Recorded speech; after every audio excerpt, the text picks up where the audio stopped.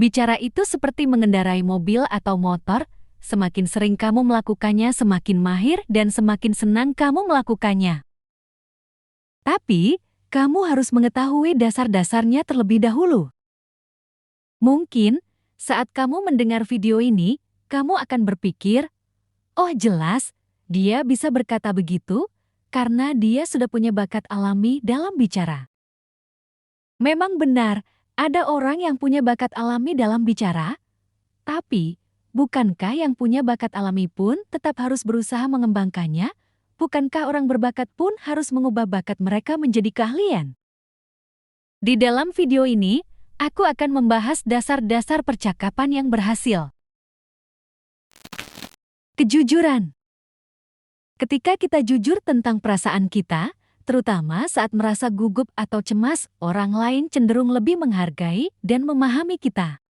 Kejujuran juga membantu kita membangun kepercayaan dan hubungan yang lebih kuat dengan orang-orang di sekitar kita. Mengakui perasaan gugup di depan orang lain bisa menjadi langkah pertama untuk mengatasi rasa takut saat bicara. Dengan jujur tentang kegugupan kita bisa mendapatkan dukungan dan dorongan yang diperlukan agar kita bisa melanjutkan pembicaraannya dengan lebih santai. Orang jujur juga lebih mungkin dipercaya untuk tugas penting, karena orang tahu kamu tidak akan berbohong, dan kamu akan dilihat sebagai seseorang yang dapat dipercaya. Percayalah, kamu tidak akan menyesal jika bersikap jujur.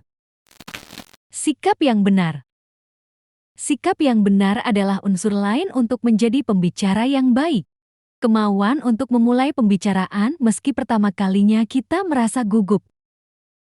Kamu bisa berkomitmen kepada dirimu sendiri untuk meningkatkan kemampuan bicara kamu dan melatihnya dengan serius. Kamu juga bisa berlatih bicara, selain dengan buku-buku cara bicara dan video-video tentang cara bicara, banyak yang bisa kamu lakukan sendiri. Kamu bisa bicara sendiri di sekeliling rumah atau apartemen kamu. Aku juga pernah melakukannya. Aku hidup sendiri, sehingga dari waktu ke waktu aku bisa mengucapkan beberapa kata kepada diri sendiri, atau mencoba sesuatu yang barangkali ingin aku katakan di dalam presentasiku. Aku tidak merasa kikuk melakukannya meski tidak ada seorang pun di sekitarku. Kamu juga bisa melakukan hal yang sama, meskipun kamu tidak hidup sendirian. Kamu juga bisa masuk ke kamar atau pada saat berkendara. Kamu juga bisa berdiri di depan cermin dan bicara dengan bayanganmu. Ini merupakan teknik yang lazim khususnya bagi orang-orang yang berusaha untuk meningkatkan kemampuan mereka sebagai pembicara publik.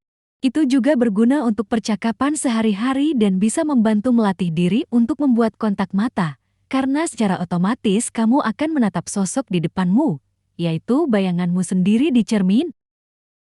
Bicaralah pada kucing, burung atau ikan mas peliharaanmu. Jangan anggap aku tidak waras jika aku menganjurkan teknik ini. Bicara pada hewan peliharaan adalah cara yang hebat untuk berlatih bicara kepada sesama dan kamu tidak perlu khawatir akan dibantah atau diinterupsi. Minat terhadap orang lain.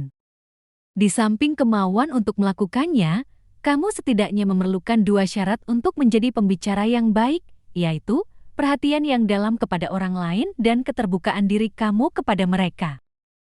Kamu tidak akan bisa sukses bicara kepada orang-orang jika mereka menganggap kamu tidak tertarik kepada apa yang mereka katakan atau kamu tidak menghargai mereka. Setiap orang banyak tidak tahunya, hanya saja mengenai masalah-masalah yang berbeda.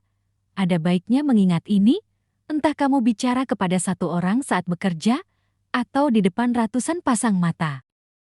Yang perlu diingat, setiap orang adalah ahli dalam suatu hal. Paling tidak, setiap orang memiliki satu topik bahasan yang mereka suka membicarakannya. Hargailah selalu keahlian itu, para pendengar kamu selalu bisa membedakan apakah kamu menghargai mereka atau tidak. Jika mereka merasa dihargai, mereka akan memperhatikan dengan seksama saat kamu berbicara. Jika tidak merasa dihargai, apapun yang kamu lakukan tidak akan bisa memikat mereka terhadap apa yang sedang kamu bicarakan. Syarat terakhir dalam formula keberhasilan berbicara adalah keterbukaan tentang dirimu di saat kamu bicara kepada orang lain. Inti aturannya adalah perlakukanlah orang lain sebagaimana kamu ingin mereka memperlakukanmu. Ini juga berlaku pada percakapan. Kamu harus terbuka dan sejujur teman bicaramu. Ini tidak berarti bahwa kamu harus bicara tentang dirimu sepanjang waktu atau membocorkan rahasia pribadimu. Justru sebaliknya, apakah kamu ingin mendengar tentang batu empedu tetanggamu atau akhir minggu rekan kerjamu bersama mertuanya? Kemungkinan besar tidak, jadi jangan menggunakan ceritamu sebagai bahan percakapan. Pada saat yang sama, hendaknya kamu mengungkapkan jenis informasi yang ingin kamu tanyakan kepada orang lain, mengatakan kepada orang-orang apa latar belakangmu, apa yang kamu sukai dan apa yang tidak kamu sukai. Ini adalah bagian dari memberi dan menerima dalam percakapan. Begitulah cara mereka mengenal orang. Seandainya aku gagap, akan aku katakan kepada teman bicaraku bahwa aku punya masalah gagap. Dengan begitu, kamu telah menunjukkan keadaan dirimu. Kamu tidak perlu khawatir bicara dengan seseorang, karena kamu sudah menceritakan situasi yang bagaimanapun akan segera mereka ketahui. Kamu sudah mengatasinya, jadi tidak ada lagi pretensi. Percakapan itu memberikan kebebasan yang memungkinkan kalian berdua untuk semakin menikmatinya. Memang, itu tidak menyembuhkan gagapmu, tapi jelas akan membantumu menjadi pembicara yang baik. Di samping itu juga kamu mendapatkan rasa hormat dari orang yang kamu ajak bicara. Terima kasih sudah menonton. Jangan lupa untuk like, subscribe, dan nyalakan lonceng notifikasinya agar tidak ketinggalan konten menarik berikutnya. Jika kamu punya tips atau pengalaman seputar percakapan yang ingin dikatakan, tulis di kolom komentar.